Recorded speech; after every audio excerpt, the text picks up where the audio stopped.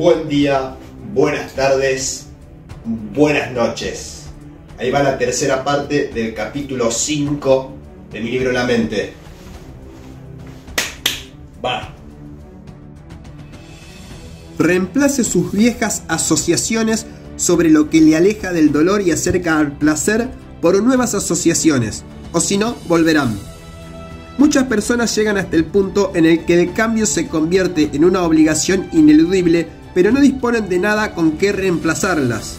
Lo que necesita ahora es llenar el vacío con una nueva serie de alternativas que le produzcan las mismas sensaciones agradables sin tener que arrastrar los efectos colaterales negativos. ¿Con qué puede usted sustituir la preocupación? Podría ser con una acción a gran escala, siguiendo un plan diseñado por usted mismo para alcanzar sus objetivos.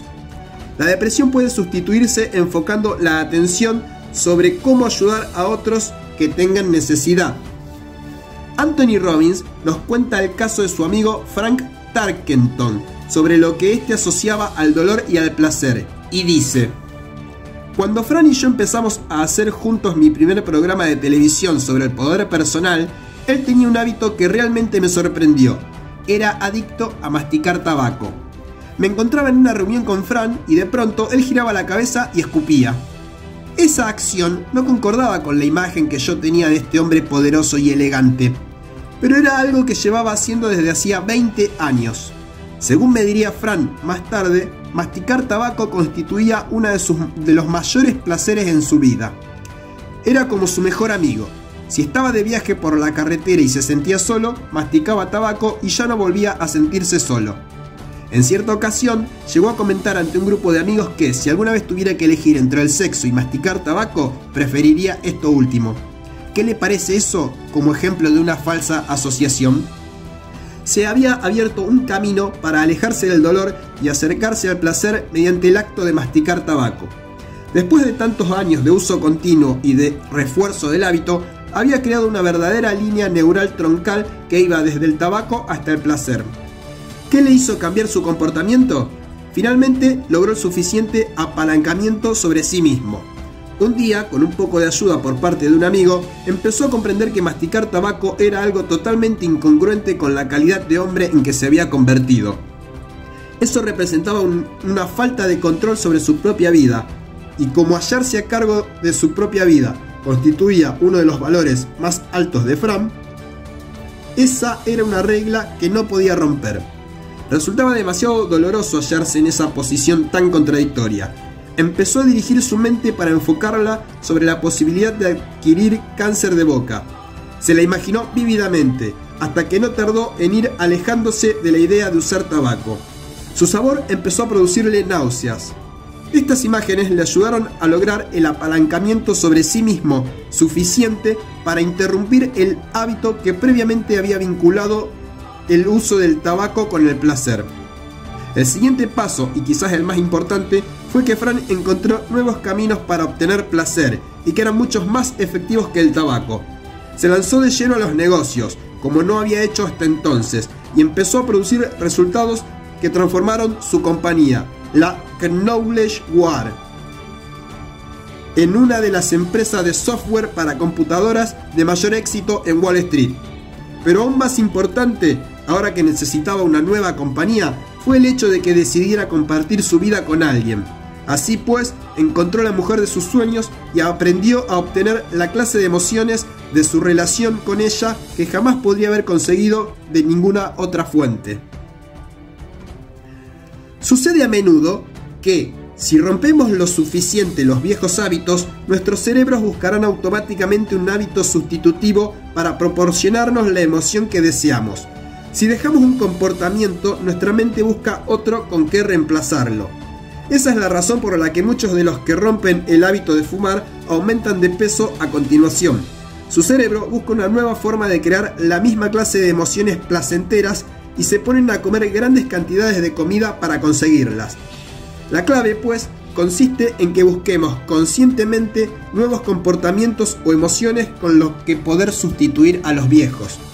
Un estudio estadístico para evaluar hasta qué punto se rehabilitaban los drogadictos descubrió que la adopción de un comportamiento sustitutorio parece jugar un papel fundamental incluso en este complejo campo del comportamiento humano.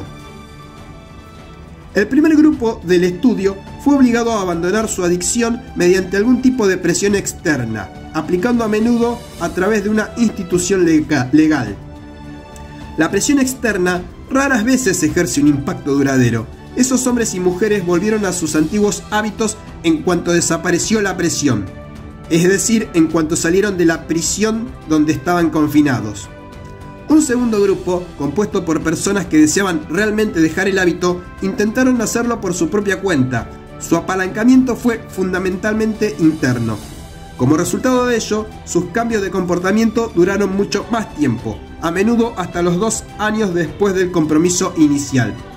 Lo que finalmente les produjo una recaída fue sufrir un estado de tensión. Cuando sucedió eso, a menudo regresaron a su hábito como una forma de alejarse del dolor y acercarse al placer. ¿Por qué? Porque no habían encontrado una sustitución para el viejo camino neural. El tercer grupo sustituyó su adicción con una nueva alternativa, algo que les proporcionaba las sensaciones que habían estado buscando en un principio, o quizá algo que les hacía sentirse incluso mejor. Muchas de estas personas encontraron relaciones satisfactorias, iluminación espiritual, una carrera a la que pudieron entregarse apasionadamente. Como resultado de ello, muchos nunca regresaron a los viejos hábitos de la droga, y la mayoría se mantuvo alejada de ella durante un periodo medio de 8 años antes de que se produjera alguna recaída. Al cambiar las asociaciones que hacemos sobre lo que nos produce dolor y causa placer, debemos luego reforzar ese cambio. Podemos programar cualquier comportamiento dentro de nosotros mismos, siempre y cuando lo hagamos con la suficiente repetición e intensidad emocional. Luego debemos reforzar el nuevo comportamiento. Cualquier hábito de emoción o comportamiento que se vea reforzada continuamente se convertirá en una respuesta automática y programada. Cualquier cosa que no logremos reforzar terminará por disiparse. Podemos reforzar nuestro propio comportamiento o el de cualquier otra persona mediante el reforzamiento positivo, consistente en ofrecernos una recompensa cada vez que produzcamos el comportamiento deseado. Esa recompensa puede consistir en una alabanza, un regalo, una nueva libertad, etc. O bien podemos utilizar el reforzamiento negativo, que puede consistir en un fruncimiento de cejas, producir un ruido molesto o incluso infligirnos un castigo físico.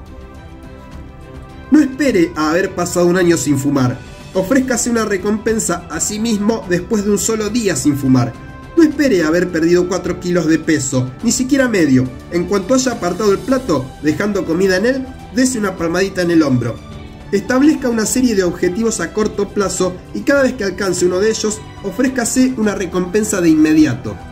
Si se ha sentido deprimido o preocupado, cada vez que emprenda una acción, en lugar de seguir deprimiéndose o preocupándose, o cada vez que le sonría a alguien que le pregunte cómo se encuentra y diga estupendamente, ofrézcase una recompensa por haber empezado a introducir los cambios necesarios mediante los cuales asegurar su éxito a largo plazo.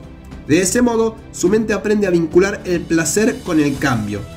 La gente que desea perder peso no siempre comprende el valor de los resultados inmediatos. Habitualmente, perder un par de kilos de peso no le transforma a uno en un Adonis. Así pues, es importante ofrecerse a sí mismo una recompensa en cuanto haya realizado alguna acción específica o haya hecho algún progreso emocional específico, como preferir dar una vuelta a la manzana antes que acudir a la primera hamburguesería que encuentre en el camino. Si no lo hace así, puede que se diga a sí mismo: muy bien, he perdido 1 kilo de peso, pero sigo estando gordo. Esto parece que va a durar eternamente. Tengo que recorrer un camino tan largo. Y entonces empezará a utilizar estas valoraciones a corto plazo como excusas para reincidir. La sincronización adecuada es absolutamente imprescindible para lograr una programación efectiva. Si un entrenador grita "estupendo" cuando el equipo de baloncesto ejecuta de modo perfecto una jugada ensayada, ejerce sobre los jugadores un mayor impacto que si espera a decirlo más tarde en los vestuarios. ¿Por qué? Porque siempre queremos vincular las sensaciones de reforzamiento con el hábito emocional y de comportamiento de lo que está ocurriendo. Uno de los problemas de nuestro sistema judicial es que cuando la gente comete actos criminales, a menudo no se la castiga hasta varios años después. Intelectualmente pueden ser conscientes de la razón del castigo, pero el hábito emocional y de comportamiento que generó ese problema continúa intacto. No se ha visto interrumpido, ni se ha visto vinculado ningún dolor a su realización. Si este video te aportó valor, dale a like y suscríbete.